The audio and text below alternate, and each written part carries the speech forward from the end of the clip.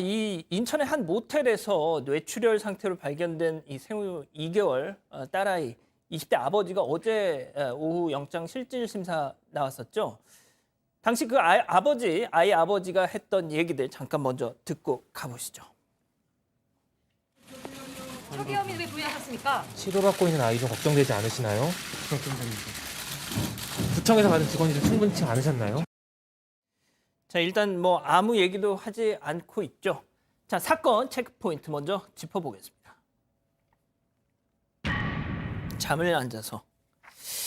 자, 일단 그 아이 아버지가 경찰 조사에서 뭔가 얘기를 했군요. 네, 이제 최근 경찰 조사에서 왜 그랬는지 이제 이에 대해서 이제 밝혔다는 것이 이제 알려졌습니다. 일단 아이가 너무 울어서 순간적으로 그런 식으로 했다라고 혐의를 일부 인정한 것으로 이제 알려졌는데요.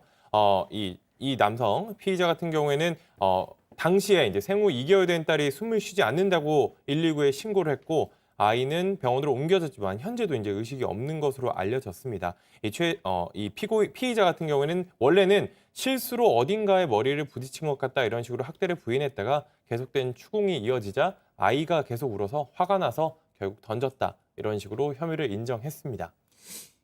사고 당시에는 그 아이 아버지가 학대 혐의를 부인했었거든요. 그러니까 결국은 뭐 이게 좀 사실이 아닌 걸로 일부 드러나고 있는 건데 뭐 급했던 모양입니다. 거짓말한 거 보니까. 뭐 아무래도 본인도 자기 아이를 정말 무슨 의도를 가지고 던진 것 같지는 않고 이제 여러 가지로 상황이 너무 화가 나는 상황이라 던져놓고 놀란 거겠죠. 너무 놀라기도 하고 만약에 이게 자기가 던져서 문제가 되는 걸 알면 정말 심각한 일이 벌어지고 처벌을 받잖아요. 그래서 그걸 숨기려고 이렇게 한 것 같은데 여러 가지로 딱한 정황이 없는 것은 아니지만 그래도 아버지가 화가 나서 아이를 던져서 저런 상태에 빠졌다라는 건 그런 무책임이나 여러 가지 면에서 비난을 피할 수는 없는 상황입니다. 예. 이 상황을 보니까 말이죠. 이 아이의 엄마는 그래도 이 아이들을 좀 애지중지 잘 키웠던 것 같아요. 근데 이런 일이 그런데 지금 다른 건으로 지금 구속이 된 상태지 않습니까? 그러니까요. 이 젊은 부부에게 어떤 일이 있었는지는 조금 더 좀 알아봐야 될 필요가 있을 것으로 보입니다. 얘기를 하신 것처럼 특히 이제 이 모텔들을 전전했잖아요. 숙박업소들을. 근데 그곳의 업주분들이 두 사람이 아이를 학대하거나 하는 모습은 보이지 않았다라는 거예요. 그리고 얘기하신 것처럼 엄마 같은 경우에도 아기 분유를 어떻게 먹였는지를 일일이 기록할 정도로 아이들에 대해서 관심이 좀 있었다고 하고 굉장히 꼼꼼하게 챙겼다고 하고요. 그러나 나중에 이제 다른 사건으로 구속이 된 겁니다. 갑작스럽게.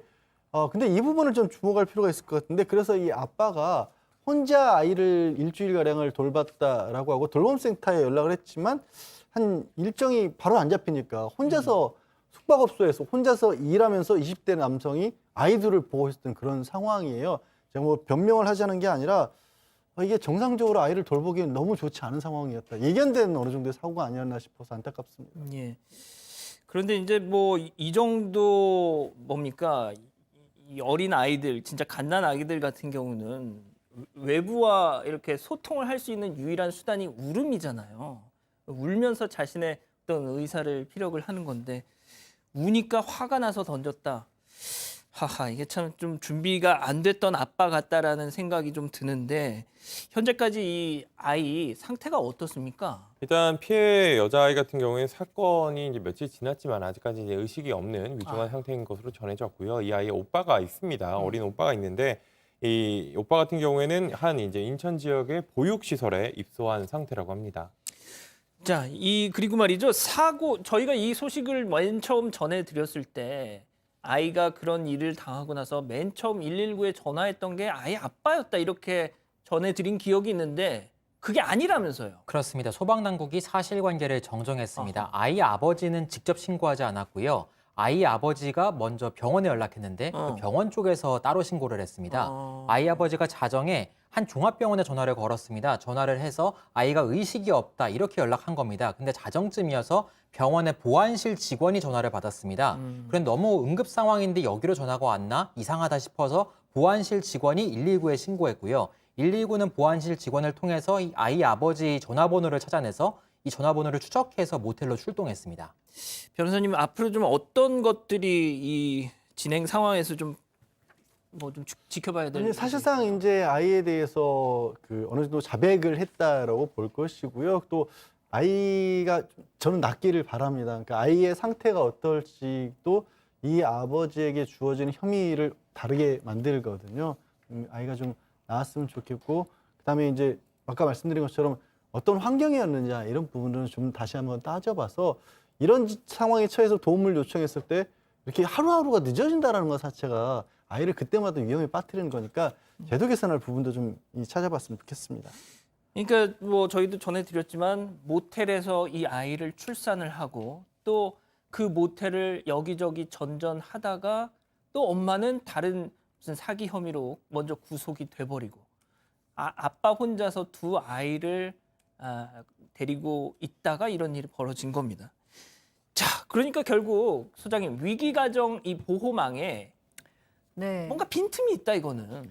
예. 저도 사실은 굉장히 놀랐거든요. 이 얘기를 듣고 모텔에서 아이를 낳았다는 건가? 그러니까 모텔에서 아이를 낳기 전에 이미 한 7, 8개월 전부터 그 모텔을 전전하면서 살고 있더라는 거예요. 그래서 사실은 그 모텔 주인께서도 이거 큰일 나겠다라고 얘기해서 이제 지자체에 신고를 했다고 해요. 예. 그래서 이제 행복복지센터에서 나와서 다 점검을 하고 뭐 아기 띠라던가 뭐 여러 가지 생활용품을 이제 전달을 하고 그다음에 이제 엄마가 구속되면서부터는 이 아이들이 이제 위탁 가정이라던가 이제 보육 시설을 보내기 위해서 여러 가지를 애썼다고 하는데요. 그럼에도 불구하고 이런 사건이 결국에는 일어났기 때문에 우리 사회가 조금 더 그 위기 가정이 보고가 되면 좀 더 적극적으로 보호를 해야 되지 않느냐라는 목소리가 지금 나올 수밖에 없고요. 그럼에도 불구하고 다행인 것은 지금 이 뭐 의료입이라던가 이 아이가 태어나서 나오면은 이 엄마와 살 수 있는 주거 공간이라던가 이런 거를 이제 정부 차원에서 지금 마련하고 있다고는 합니다. 예, 그렇군요. 알겠습니다. 첫 번째 사건 이렇게 짚어봤고요.